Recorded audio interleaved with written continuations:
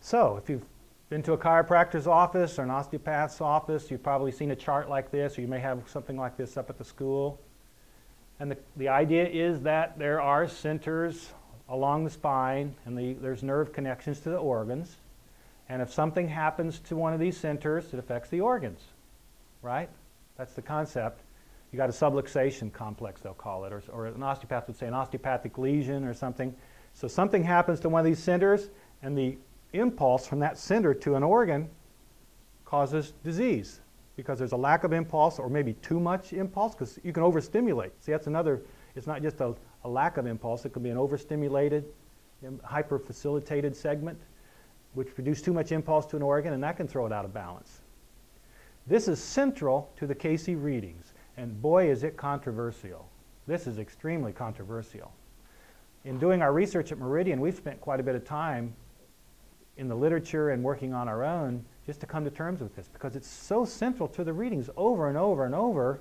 Something happens to one of these centers in the spine or the viscera or wherever, not necessarily in the head, more often along the spine, and you end up with a problem because of the nerve impulse. Can you see how if the nerve impulse is coordinating the deep and superficial circulation and coordinating the eliminating channels and coordinating the vegetative processes and all of this, if the nerve impulse gets messed up and sending the wrong signals, you could end up with disease.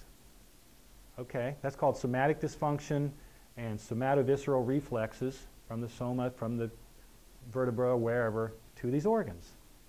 That's the basis. We go back and look at osteopathy and chiropractic. That's where it started from.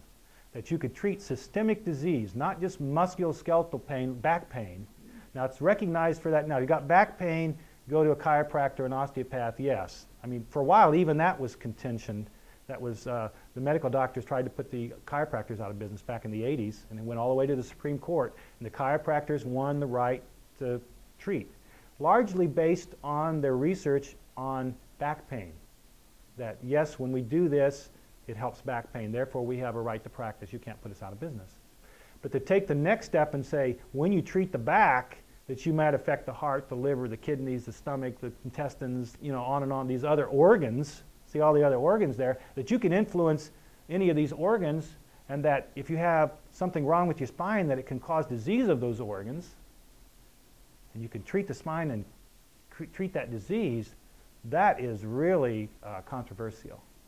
And so we got involved with the New England Journal of Medicine. There was a study on asthma, a lung disease, where they used chiropractic manipulations to treat the asthma. We're going to talk about that later. But the whole, you know, that they got it published because apparently it showed that the chiropractic didn't work. And the Journal of the American Medical Association published a very similar type of study on migraine. Again, we'll let you treat the back pain, but don't try to treat these other diseases. But that's in the Cayce readings. This is a major focus. And so it's controversial. I just want to make you aware of that. If you start talking about this stuff to a medical doctor or in that kind of context, they're going to think you're a quack at best, okay? But yet in the Cayce readings and traditional osteopathy chiropractic, there it is. If you go back and look at the old osteopathic manuals, like Dane Tasker's Principles of Osteopathy, 1916, you'll find these, almost all of these texts have a chapter on the centers, the concept of centers, where the centers are, which organs they influence.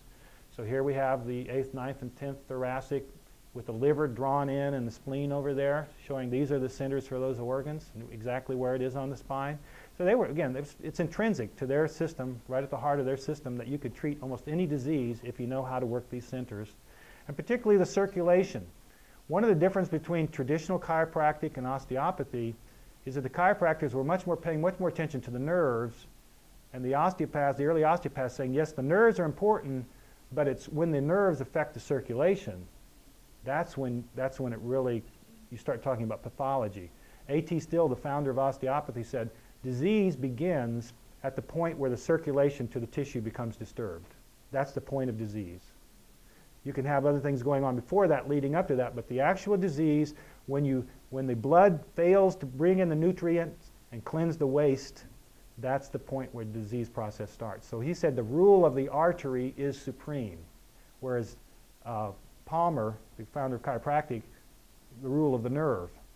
He had these two different things. Now, Still would say, yes, the nerves are important, But let's face it, when just having a nerve impulse may cause a little bit of incoordination, but disease actually starts when the blood flow is disturbed. Okay?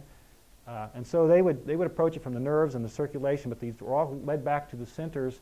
And how could you influence the centers? Remove the pressure that's causing the problem, bring the system back into harmony.